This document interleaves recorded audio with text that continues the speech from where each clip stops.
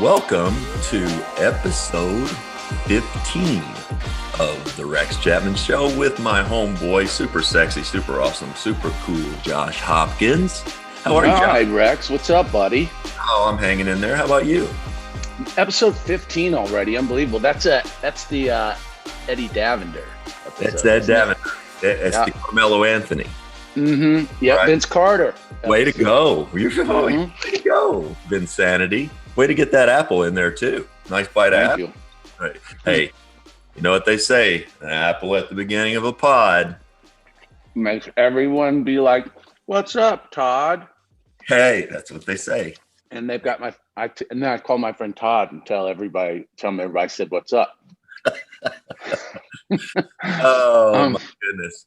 You know who we have on today, and then we're going to talk some NBA stuff. But do you know who we have on today? Well, the greatest shooter in the history of the NBA? Possibly. Stephen Kerr. Stephen Curry. Stephen Curry. No, we have Steve Kerr on awesome. Today. Can't wait. That's fantastic. By percentage points, he's the best shooter in the history of the league. Now he'll probably tell you he's not, but by percentage, he was better than Stephen. Come on. Well, yeah, if he played in this era, he'd be way better than Stephen. Yeah, he would. Yeah. We all know. He would have revolutionized the game. Yeah. Kerr was definitely a better player than Stephen Curry. Yes. More championships. Dude has 8, my guy. 8 titles. That's true. That's quite a bit. That's not done. What a lot happening in the NBA. How about them Suns? Phoenix Suns, baby. And Phoenix James rising. told us a little while ago, I think that's the key to getting to the Western Conference Finals. You come on this show, right? It seems obvious. We said to James, "Hey, man, do you have the guys to do this, win a title this year?" And he said, "Yes." So just look at this as stacking games. Well, they've stacked 8 games. They're closest to the finish line right now. That's right. Still in the second round. Awesome. I mean, your Brooklyn pick, which still is fine, but they are hurting. They've got a lot of men down. Man, that game yesterday kind of pissed me off. I felt like Giannis didn't have to come in there like that. Giannis is not a dirty guy, but Kyrie was shooting a jump shot in the paint, and he kind of slid in there under him. Now Kyrie's out for, who knows? That looks like a bad ankle sprain. Also, it also looks like Kyrie doesn't play in tape, which is amazing. Yeah. Maybe that's the secret of being a great layup maker, because he might be the best ever. And then controversy, Joker gets tossed from, Game 4 of the Sun series. They were going to get beat. Yeah, I mean, you got to be pretty egregious for the MVP to get. Back in the day, he wouldn't have been tossed. But the way they officiate the game now, he had to be tossed. Wind up, contact, follow through.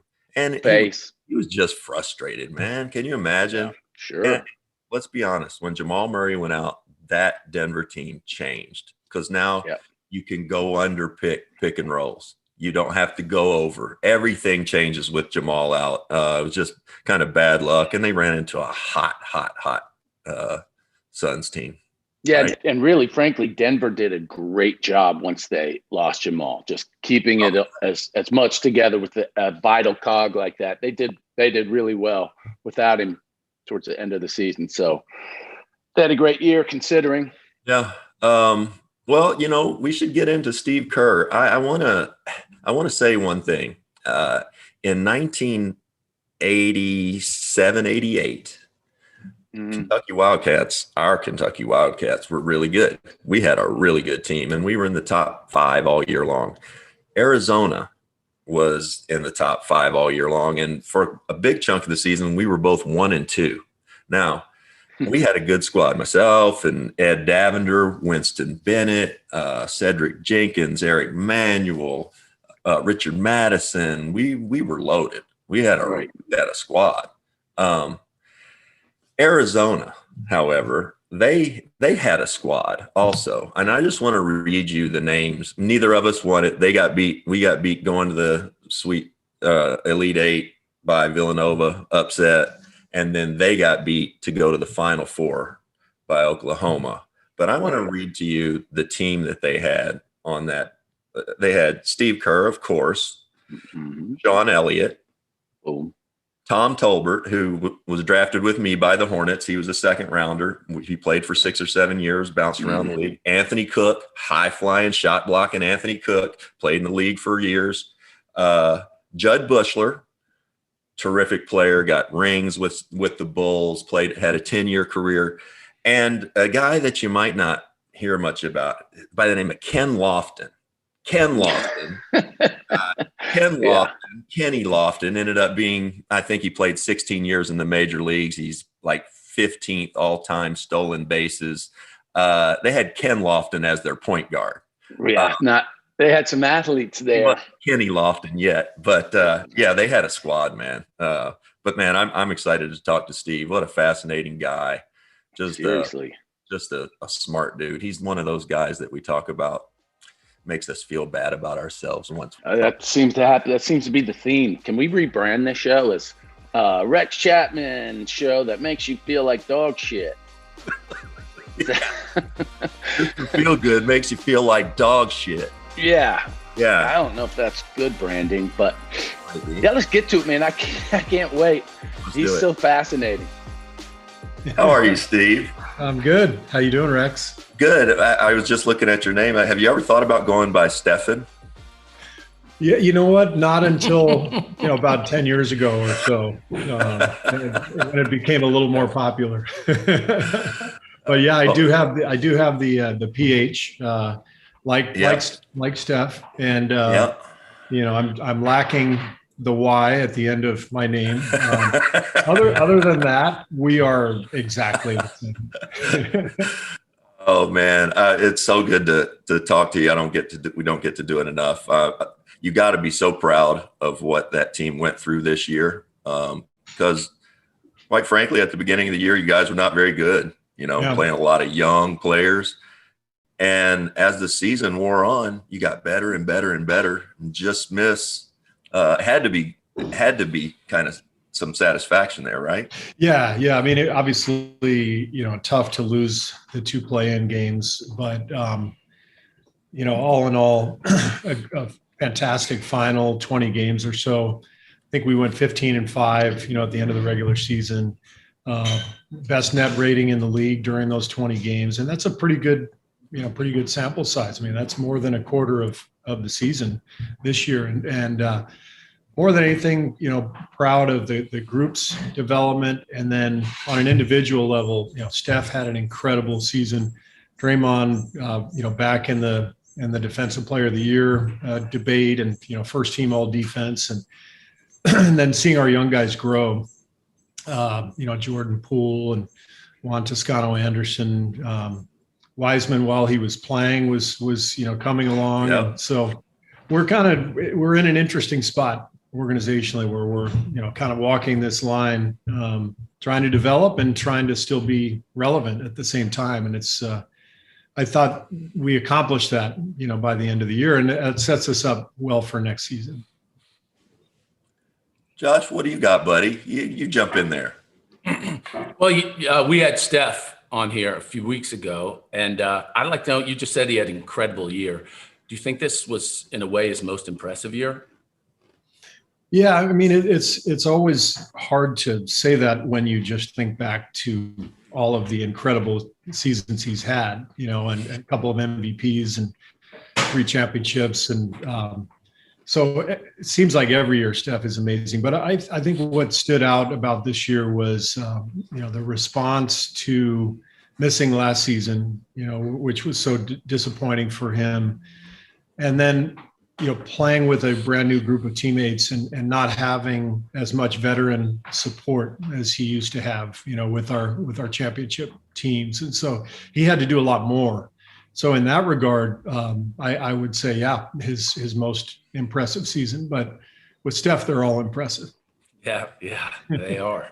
They are. That being said, also, it's like here you are the NBA's all-time leader in percentage of 3-pointers, 45.2, or 4 or something unbelievable. Josh, I don't keep track of that stuff.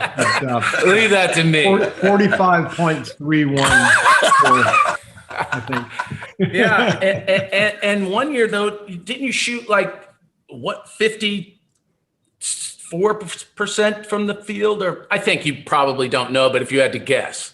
52. I might know. I might have had a 51 or 52. I want to say though how like I think Raymond Ritter, our PR director, who's the man, and he loves kind of putting me in my place frequently. He came up to me last year and he goes, you made 700 and something 3-pointers in your career. I said, yeah. He goes, Steph has made more than that in the last 2 seasons. I was like, oh, okay. I mean, it is Crazy. such a different game. It's so different. And when Rex, when you and I really first started playing, early 90s, when whatever it was, sorry, that's Lulu in the back. All good. We like it. Yeah. It's a tradition here, actually. Like if a player took 5 threes in a game, that was nuts. Like nobody could believe it. And now you got guys taking 5 threes in a quarter and nobody blinks. So totally different game. What amazes me about Steph and Clay is the degree of difficulty combined with the sheer volume of shots they take compared to, me standing there wide open 2 or 3 shots a game, my whole career. It's an entirely different exercise what they're doing.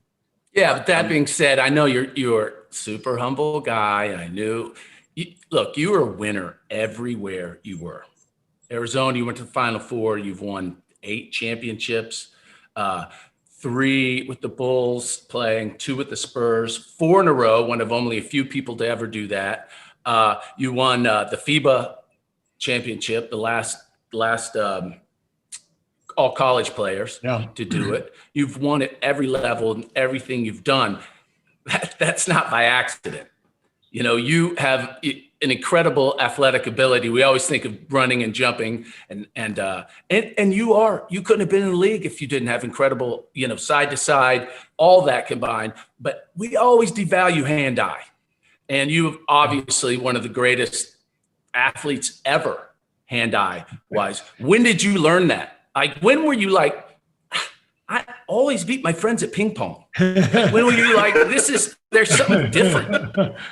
Right. Yeah. I mean, I think that was innate. The hand-eye was innate. What I had to do was, once I got to high school, college, everything was a grind uphill in terms of speed and quickness. And that's where all the training comes into play, where you're year after year just building your foundation of conditioning and side-to-side lateral speed, just to be able to survive on the floor, and that's really for a lot of guys, it's what the league is about. You get, if you're lucky enough to have, one skill that's elite. For me, it was shooting, maybe for another guy's rebounding or, being a great one-on-one defender. But if you have one of those elite skills, you can make it. And then you got to work your ass off every day to make yourself serviceable in the other areas, and then you can survive.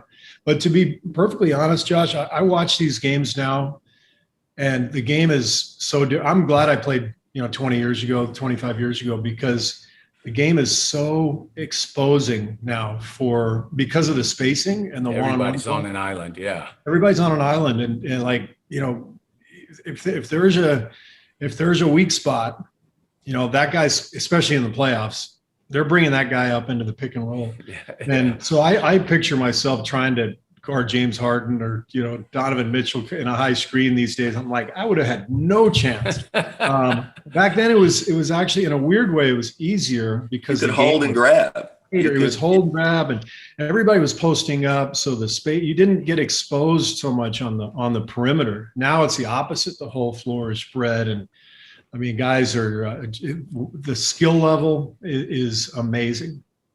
But do you remember specifically a time when you were young, like I wanted darts again? Hey, I beat all my friends at bowling. Do you remember thinking, something's different about me, even as a kid? Yeah. I mean, I played every sport growing up, and so I probably realized when I was 8 or 9 years old that, like, hey, I'm striking everybody out. Like, this is really fun. Like, I can throw the ball harder than these other guys, and I can shoot better. I mean, there's definitely that, but it was also a different time where, and I don't know how you were, Rex, but I played everything. Yeah, same.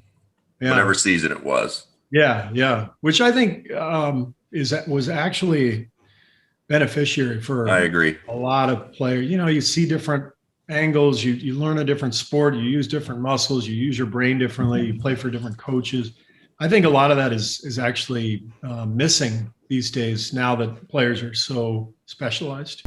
If you want to get an advantage over the sports books during the NBA and NHL playoffs, how about an inside edge this MLB season? Then download BetQL, the only app you'll need to make smart bets. Their best bets algorithm scans over 350,000 bets per year to give you a best bet recommendation for every game across all major sports and gives you the reasoning behind why you should place the bet.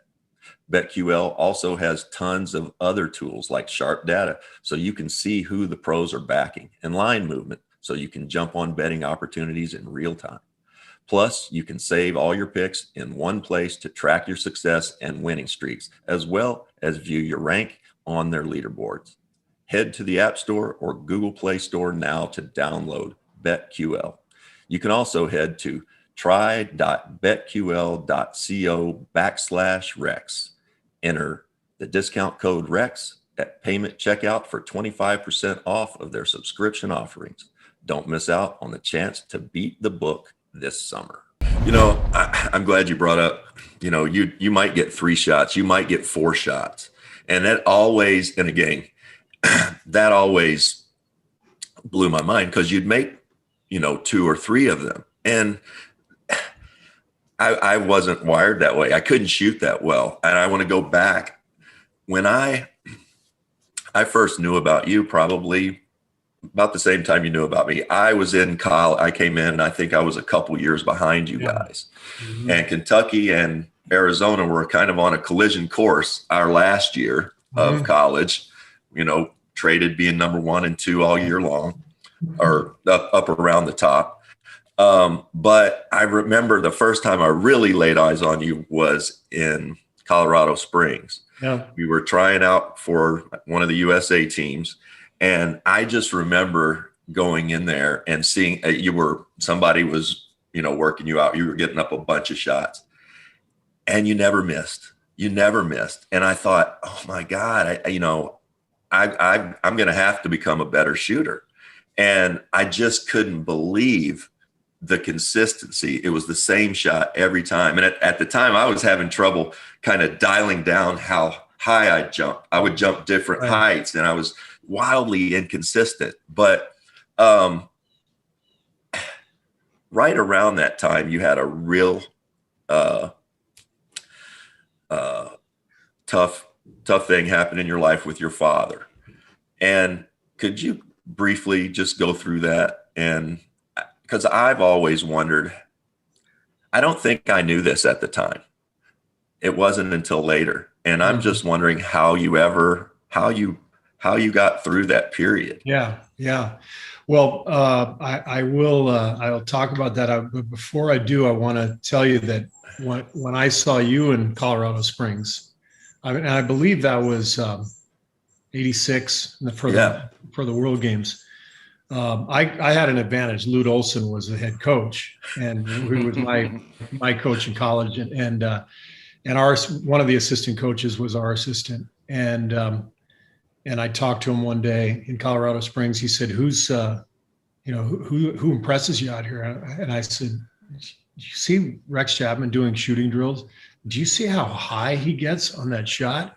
And it's funny you say, like, you had to control, your elevation, and you had to sort of gauge it, right? Like you had to, and I'm sure that, it took thousands of reps and you eventually got it. But I was mesmerized watching just your how athletic your shot was, and just how fluid it was. You were doing this drill where you're doing, baseline to baseline, guy hits you on that side, you shoot it comes out back that side, you're jumping this high off the ground. And it was mesmerizing. And you were so fluid and athletic, and it was obvious you were going to be an NBA player. And I just remember thinking, man, I wish, but that's funny. That's kind of when we actually noticed each other in college. It really is. And I just, I don't know. It seems so long ago. I had better luck, especially early in my career, playing against the more athletic guys. When I played against yourself and Jeff Hornacek and, Chris Mullen and guys, it gave me the most problems, because these guys are running and jumping. And if guy's not normally doing a ball fake, I can go ahead and jump with them. Right. But, anyway. It's funny. I think there's something to that, players who can't jump very high have to develop really good instincts and footwork and ball fakes. Players who don't shoot that well almost automatically become great cutters, because if you can't shoot and people aren't going to guard you, you got to learn how to cut. And so it is kind of fun. That's one of the things I love about coaching is you get to see certain players, they do something well, but then they have to figure out how to survive with their weaknesses, and everybody has to go about it differently based on their their own skills. You asked me about what happened with my dad. So people who don't know the story, my dad was the president of the American University in Beirut, and he was killed in a terrorist attack, 1984. So it was my freshman year at Arizona. And this was kind of the beginning of terrorism against Americans in the Middle East, kind of the late 70s, the Iranian hostage situation at the embassy, right in that era, kind of late 70s, early 80s. That was the beginning of what eventually led to 9/11. And so my dad was a victim, and just awful, obviously, for my family and me, and devastating. And how do you get through something like that? You just do, and you have to rely on the people who you're close with, and the people that I was close with were my family, obviously, and then the guys on the team at Arizona. And so I just leaned into the basketball part because it was the best 2 hours of my day where I could just eliminate all those nightmarish thoughts and feel free and happy. And then, practice would end and I'd go back to my dorm room and, think about it some more. And so it was a tough time, but I was really lucky to have my family and my team. I think, most people, many won't know, about your father, and many that hear this, most people I think will, but I think just to go back a little bit, just your unique perspective, because you're fascinating upbringing. You were born in Beirut, correct? Mm-hmm. Yeah. Primarily raised there, but primarily until you were in high school or part of high school? No, actually, most of my childhood was in Los Angeles. So my dad was teaching at the American University when I was born. So my older two siblings were born there. He met my mom there. It's a long family history. I know your grandparents spent most of their life there, correct? My grandparents settled there. They were relief workers in World War I and the Armenian Holocaust. A million Armenians were killed in World War I by the Turks, and my grandparents, who were like 20 years old at the time. I mean, imagine they went to Turkey and started an orphanage with a relief organization, ran an orphanage. And when the war was over, they decided to stay in Beirut because it was such an amazing place. To this day, I get members of the Armenian community thanking me, like just randomly. We'll be at a game in Detroit or something, and I'll be walking out to the game. I'll see an Armenian flag and somebody waving, and this happens 2 or 3 times a season, where somebody just comes up and says, I want to say thank you for your grandparents. If it weren't for them, I wouldn't even be alive. They saved, my grandparents. It's just heart-wrenching and beautiful all at once. So, yeah, I mean, we have this long family history there, and my dad was raised there. But he took a job at UCLA when I was like 2 years old. And so I grew up mostly in Los Angeles, but my dad would take sabbaticals every few years. And so we went to the Middle East. We lived in Cairo, Egypt for about 3 years when I was in junior high and high school.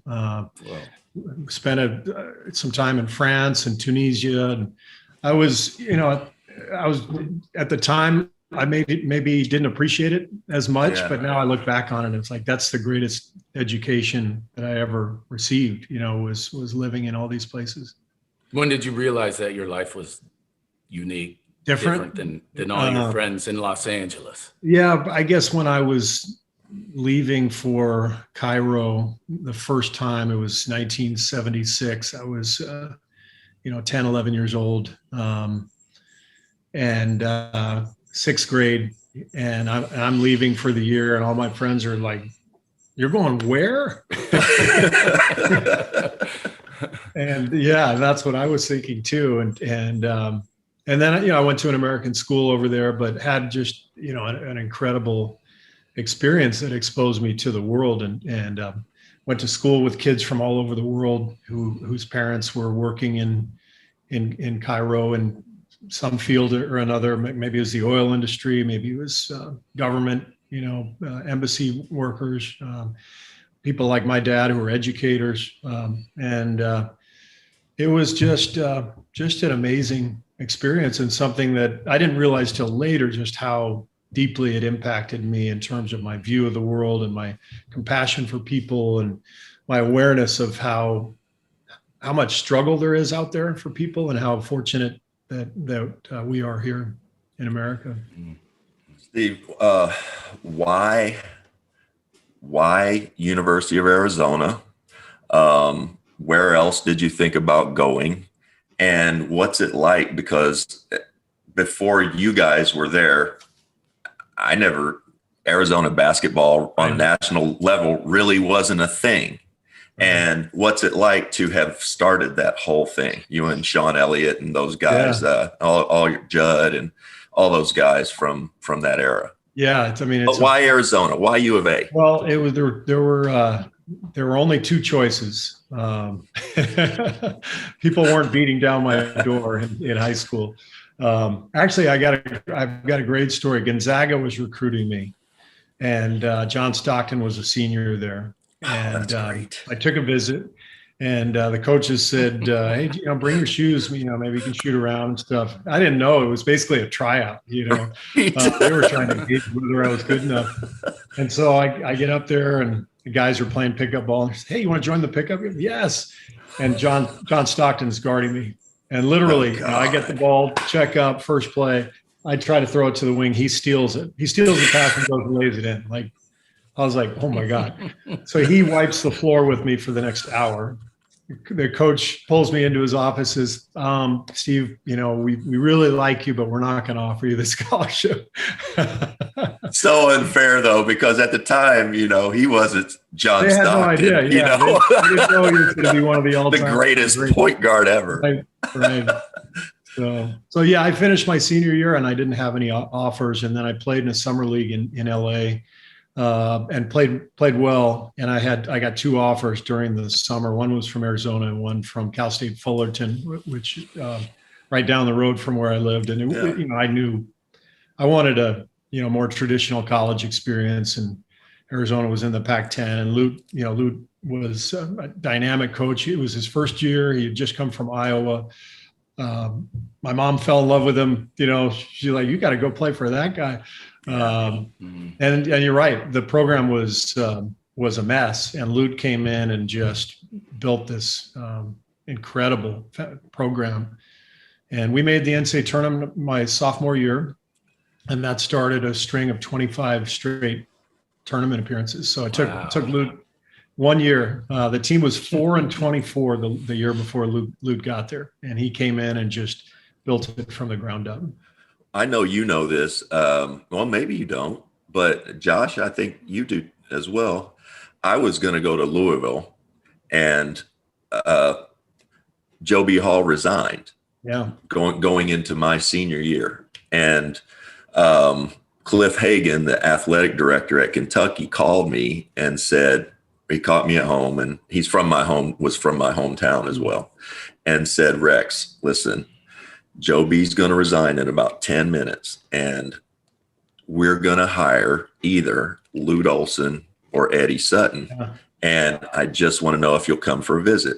And I wanted to tell him no, because I'd already told Denny Crum that I was going to go to Louisville. Right.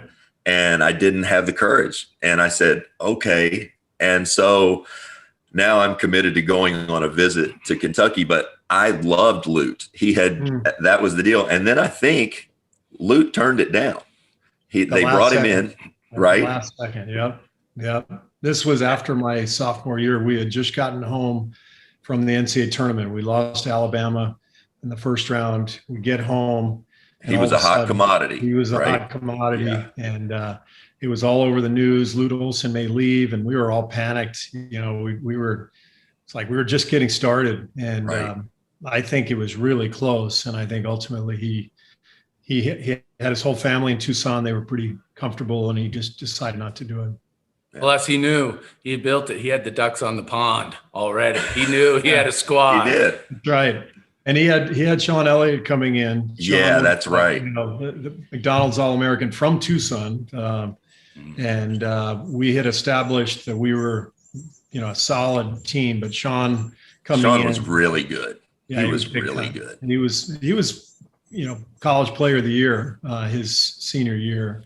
Sean and I were the last two. We were the last two cuts for the Olympics in '88. Both of us had been hurt for much of the tryouts, and man, that was painful. But I just remember Sean was so bouncy and such a nice guy, such a nice person. Yeah. Incredible culture builder. When you're, the drill. When your best player is that unselfish and modest, and yet, confident at the same time, and a great player, just sets a tone. And Sean was amazing. And so we went to the Final Four in '88, and then I left. That was my senior year, and then the next year, Sean was College Player of the Year. They were number one, I think, all year, and got upset by UNLV in the Sweet 16, I think. But there was that was kind of the heyday. That began the heyday where Lute started. Now he really started getting recruits, guys like Damon Stoudemire and Gilbert Arenas and, Richard Jefferson and, all these McDonald's All-Americans. And he had an incredible run. You played for such good coaches. Phil, and then you're with Phil Jackson, who's terrific. And you kind of solidified your career there, right? Because before you got to Chicago, you'd been in Cleveland, where I'm sure they were trying to play you as a point guard, right? And then kind of a combo. Yeah, right. And then you play for Phil, and you guys have such a terrific run. But then you go and play with a whole different crew and Gregg Popovich. And I never played for Pop, but I couldn't revere him more. Yeah. As a coach, as a guy, what I do know of him.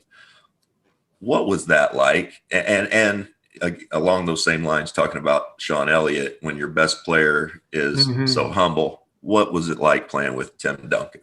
Yeah. Well, Timmy was sorry about the dog. Your dog loves Tim Duncan. Barking her approval. Timmy reminded me so much of Steph Curry. They're not the same person. Steph is a little more outgoing. Tim's more private, but both hilarious senses of humor, incredible humility, genuine humility, and then incredible arrogance on the floor. Like, I'm the best player out here. And what a powerful combination that is. And, Tim would just dominate games. And, he'd come into the locker room, and if we lost, he'd be like, it's that's on me, guys. That's my fault. And he meant it. Yeah. And, I'm looking at the box score. It's like, Tim, you had 38 and 21. Okay. It definitely was not your fault. but it was genuine. It wasn't like this false humility. It was real. And he was so empowering to everybody else. He took more joy in other players' success than his own.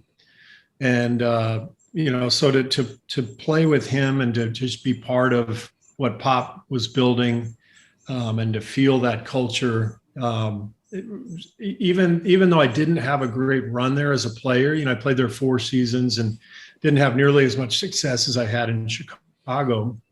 It was one of the most important periods of my life, because it really shaped how I viewed team building and culture building, and how to communicate with each other.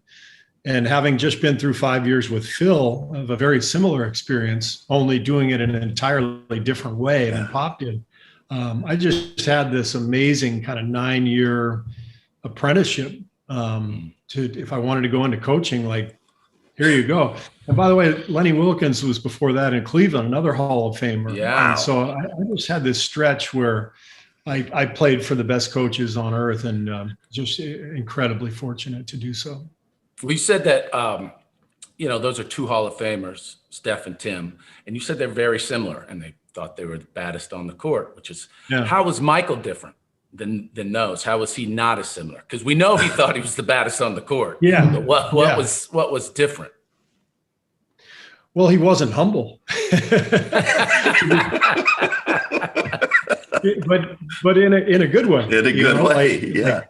In a good way. Like, Michael just dominated games spiritually, emotionally. You remember it, Rex. Like, oh, yeah. You walk out there on the floor and you look down, because I was an opponent, many years, playing against Michael. You walked onto the floor back then, and you look down and you saw him, and you're kind of like, yeah, I don't think we're going to beat this guy. He held sway over the entire league. Everybody just was afraid of him. And so it was a different form of leadership. And you guys, I'm sure, you probably watched The Last Dance, and players talked about how hard he was on us in practice. That was the truth. He drove us hard.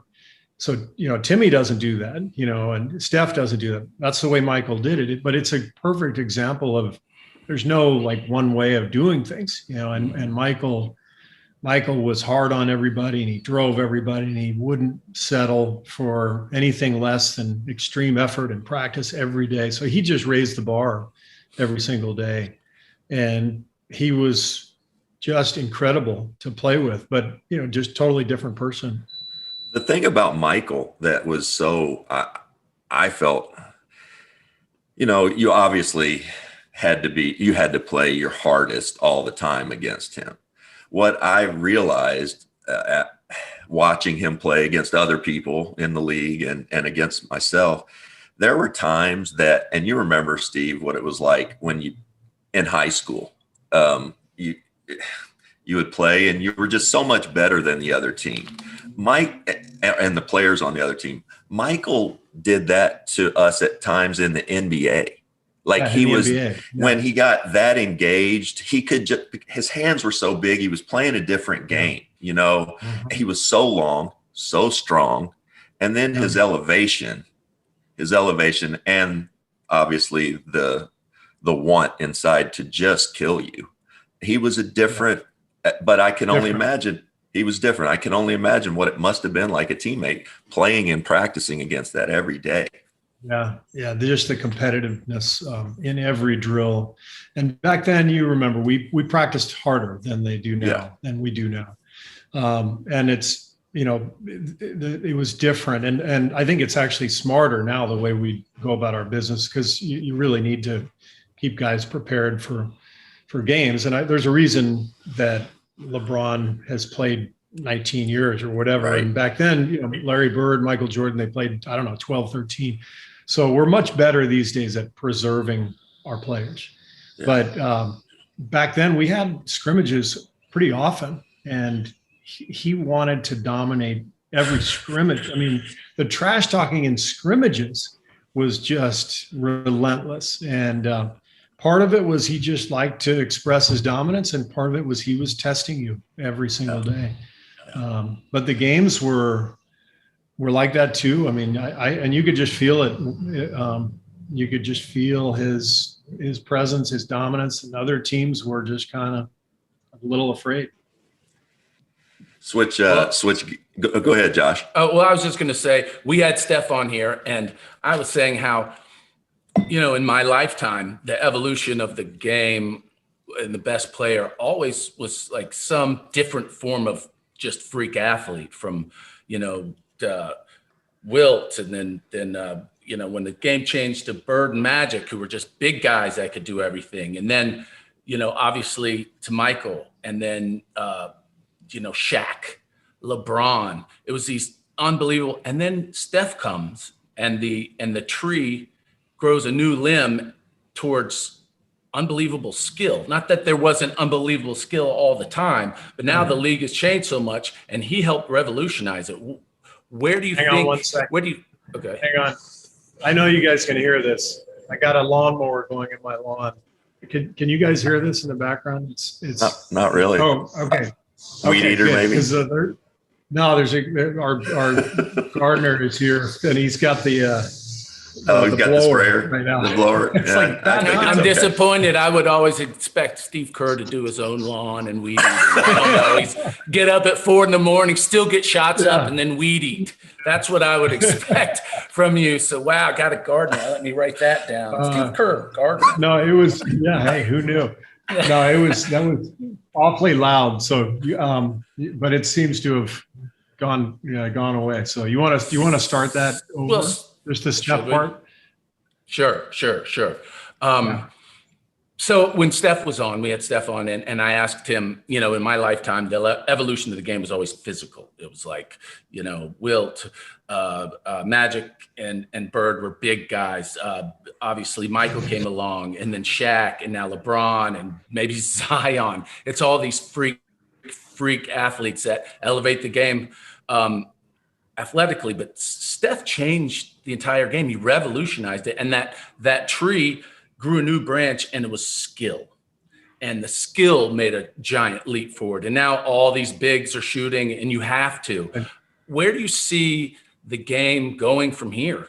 I even asked him, will there be and I'm kind of facetious, but like a 4-point shot? Those guys are shooting it from half court successfully. Right. Where do you think the game's going to go? It's a great question. The skill has reached a level that was unfathomable 20 years ago. I mean, just watching Steph, Dame Lillard a couple of weeks ago in that game against Denver, it wasn't just that he had 50 points. It was like every shot he hit down the stretch was a game-saving shot, 35 feet away, nothing you can do about it. Like that. People didn't do that, before. And so there's a different level of skill because And I think Steph has a lot to do with it because he kind of opened the floodgates for guys to start shooting from range and shooting off the dribble. He's shots that every coach I ever had would have said, "You're crazy. You can't make that shot." So we've all had to sort of embrace what's a good shot and what's a bad shot. But I think what's happened, I think the league did a great job 10, 12 years ago, opening up the game to allow for this skill to shine, spacing, less hand checking. Coaches like Mike D'Antoni kind of changed the chessboard, pulled the 4-man out. 4-man used to be down on the block. Now the 4-man's lifted up above the 3-point line. There's so much room for all these guys. But to me, what's happened is we've gone a little bit overboard on the offensive side. And I think we need to give the defense a little bit of a chance now.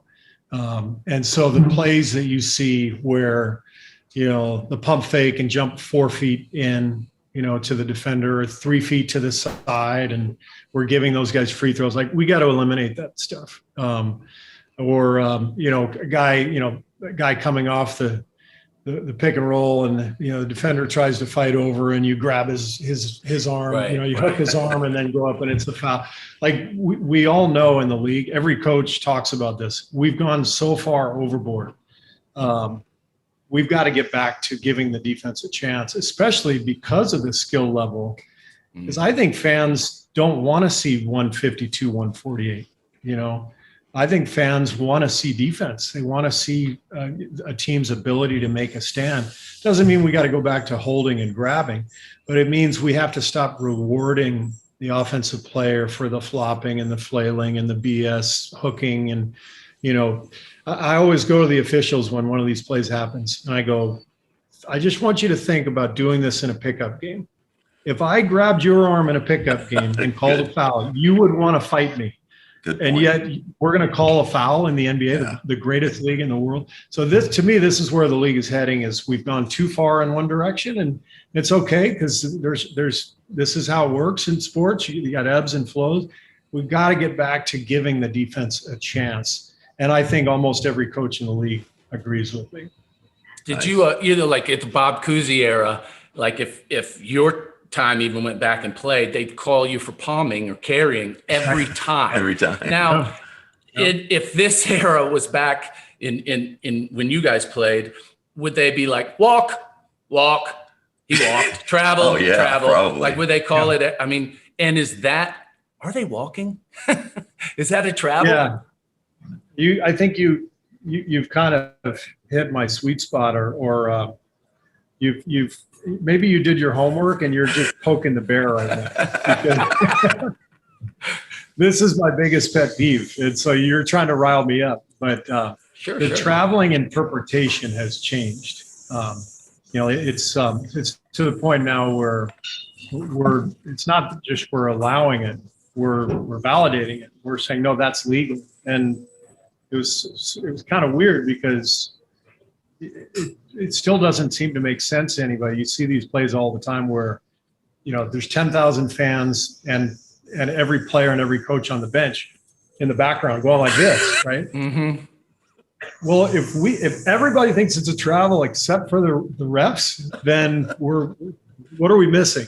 So I think they actually changed the rule and the interpretation of it, and it's something that the coaches and again, that's another thing where we've gone overboard, giving the players, the offensive player, the advantage, and it's just gotten too difficult to defend now. Your footwork, our footwork on your jump shot used to have to be impeccable. I mean, we throw the ball to guys now, and they might take 3 or 4 little pitter patters to get into their jump shot, and they allow it even in college. In college. And FIBA, by the way. Yeah. It's all sort of evolved or devolved. I don't know, depending on your take.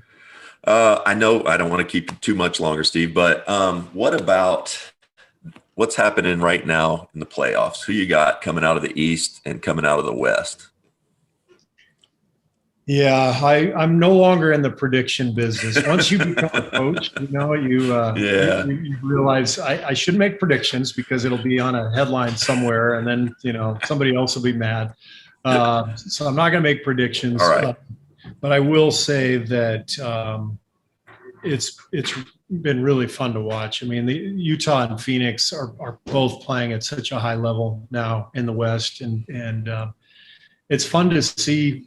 Phoenix, I know, you played there. I actually played there my rookie year and was GM there for a few years. It's great to see the crowd in Phoenix, having a great team to cheer for again. Chris Paul is just incredible. I mean, are they legitimate, Steve? I think so. Are they? Yeah. Okay. Yeah, I think so, because they're so well balanced. They shoot the three from everywhere, and they play really good defense. And Chris is just, in terms of a game manager, there's nobody better. I mean, how many games has he had where it's like 15 assists and no turnovers? Like crazy. They don't do that. People don't do that. And then Utah, I like seeing teams that have been building for years and have had to go through some pain. And so it's fun to see Utah thrive. So you're enjoying Brooklyn right now. Well, Although I would sound a little bit like a hypocrite if I said, you can't just throw the greatest offensive player on the planet, onto a team that's already good. You can't do that. KD is so good. Like every time, and obviously, we were together 3 years, but to see a guy get his shot off so easily against the greatest athletes on earth. Great defense. But you think about him when he faces up and just one dribble in either direction and rises up. It's the equivalent of you or I playing against a 5-year-old kid, like rising up and seeing, the hand that's normally in your face is by your belly button, right? He gets a clear look at the hoop pretty much whenever he wants. He's just stunningly talented. When you because Chris Paul, obviously, he wills games. It's fun to just watch him will games. He's playing chess. Are there other players you admire out there? I think LeBron does that can just see everything a little differently, see order and chaos. Like, I don't know, I would think maybe Rondo sort of does that at times. Or is there players that you're like, you can scheme for players and how they play, but are you like, I can't handle his mind is something, I can't plan for that. Well, Jokic, players you admire like that? Jokic? Yeah, Jokic for sure. But I like, and that one's obvious. He's a brilliant passer, and LeBron is obvious. Chris Paul. I like the subtle guys. Like Andre Iguodala. Who was with us for 5 years. I think 6 years total, but all 5 of the first 5 years that I coached. Maybe the smartest player I've ever been around. You're such an Arizona homer. Such an Arizona homer. I know. Yeah. But Andre was just he just saw the whole chessboard, and he was always kind of one play ahead at both ends. A brilliant helper, a brilliant on-ball defender. But then at the other end, he would see the entire play unfold. He's the guy who would, come down in transition and look off a player and then kick it behind him for an open three to Klay Thompson, whatever. Like all these subtle plays that Andre would make were just huge for our team. So I really admire players like him who are maybe not recognized as great players, but who truly are great players. Steve, what's your favorite movie? Shawshank Redemption. Wow, well done. Well done. Mm-hmm. No, like if you're channel surfing or if I'm channel surfing and I come across Shawshank, always. I put the remote down. Just so lean great. back. I remember the first time I saw Andy do fun. Pretty good, John. Thank you. I appreciate it. What about front row center for any band, any speaker, any front row center in Dead or Alive? Wow. That's a good one. Maybe Elton John. Nicely done. Okay. Nicely Can't do Elton John. Sorry, I got no Elton John in my. No. Neither can I. Steve, hey man, I don't want to. We'll stay off the politics for now. Maybe you come back another time and we can talk about some of that. I just want to say that I'm so thankful that I know you've got to pick your spots, but I'm so thankful that you speak up on social issues, gun legislation, democracy. It means a lot. I personally appreciate it, but I know it means a lot to a lot of people. So thank you for doing that always. And that's pretty much all I have, buddy. I can't thank you enough for coming on and spending time with us. Well, it's a lot of fun, and thank you for the invitation, and hope we get to see each other sometime soon. The pandemic has changed everything. I remember you were in our facility a couple of years ago, and it was so fun hanging out and being with all the guys, and we haven't had that opportunity. So hopefully sometime soon we'll cross paths. Absolutely. Steve, last thing. Oh, sorry, Josh. Okay. First of all, I wanted to say thank you also for your bravery. It's a tough time to speak up. It's a lot of people are doing it, but in your position, you don't want to offend players and management and anyone that can make the league money and you're speaking up, and it means a lot to a lot of people. And I want to thank you. And then secondly, 2 questions. I know you're super humble, but to save the world, 1 3-pointer. You're not coming off picks. There's nobody guarding you. To save the world, 1 3-pointer, you and your prime, and Steph. Where do you go? Come on. I would get the ball and I would hand deliver it to Steph. I would say, here you go, Steph. Please save the world. Okay, well, what about a shooter in history not named Stephen Curry and not named Stephen Kerr? Mark Price. Mark Price. Ooh, Price. well Wow, done. big one, yeah. Well done. Last thing, and I promise we'll let you go. Did you beat Obama this past week playing? And am I hearing this right? You're giving him mulligans? Breakfast ball. Breakfast ball. Okay, breakfast ball. Okay. Everyone gets a breakfast ball off the first tee. Yeah, true. Okay. But thrill of a lifetime. Playing golf with President Obama and then having dinner afterwards with him. Basically a full day. He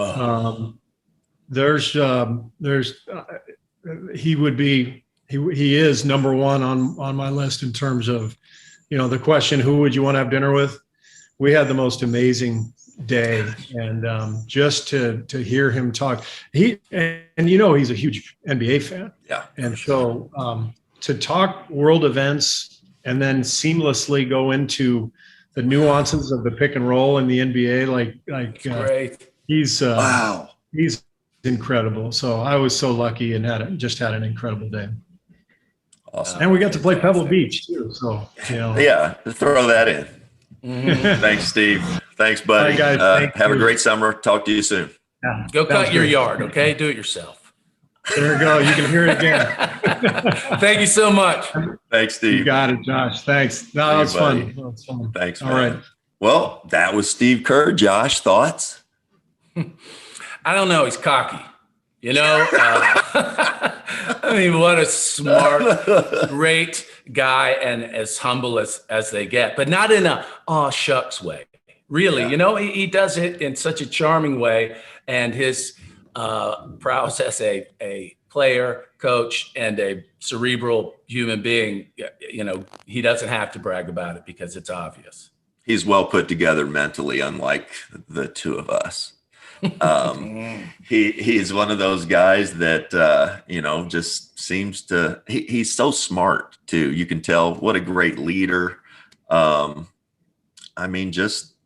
can tell one of those guys the players can go to at any time with a life problem, a life issue, and he's going to sit down with them and help them figure it out. That's leadership. That's coaching and teaching. Yeah. He's a good one. I really meant to, there's so much I wanted to ask him, but I wonder if, because I wonder if he'll ever get into politics. I don't know. That's a good question. He's just so fascinating. It'd be one of those things where he just up and quits and does something else amazing for a while. Right. Well, he's got such a unique, geopolitical, international perspective that would be so helpful, and he's just so smart and a winner. I love to see him glow just now talking about his golf outing and they spent with President Obama. Yeah. He perked right up as one would. Mm-hmm. I know it. Yeah. He's a fascinating guy. And thanks again for letting me talk to these cool people. Oh, fantastic. Well, bud, all right, let's do it again. We didn't get to acknowledge my rebounding. My inbounding. Your inbounding. Yeah. I Me think, too. I thought he would have appreciated know about it. I did too. He didn't bring it up though. Mm-hmm. He didn't. No, he knows. Who doesn't know? He's probably read the book. Inbounding. How to inbound in life. So he's pretty sad to have read it, but I wish we had talked about it. Speaking of reading, Book club. Oh yeah, Book let's club? do it. Yeah, Let's do it. yeah. This What's week, been up? unfortunately, I know you traveled a little last week. yeah, so I couldn't get to anything. I didn't read anything. How about you? Nothing. This has been book club. I was traveling, but I didn't. Oh yeah, I didn't yeah. read Well, anything. when you're traveling, you know. Oh, by the way, that was really great to hear him talk about traveling. He got fired up. He was like, oh, well, I didn't know if he was going to be like, you know, I hate that question. They're not traveling. You know, but he was like, oh, they're just walking. They're just skating around. That was a lot of fun. He was Team Josh on that one. Yeah. He was.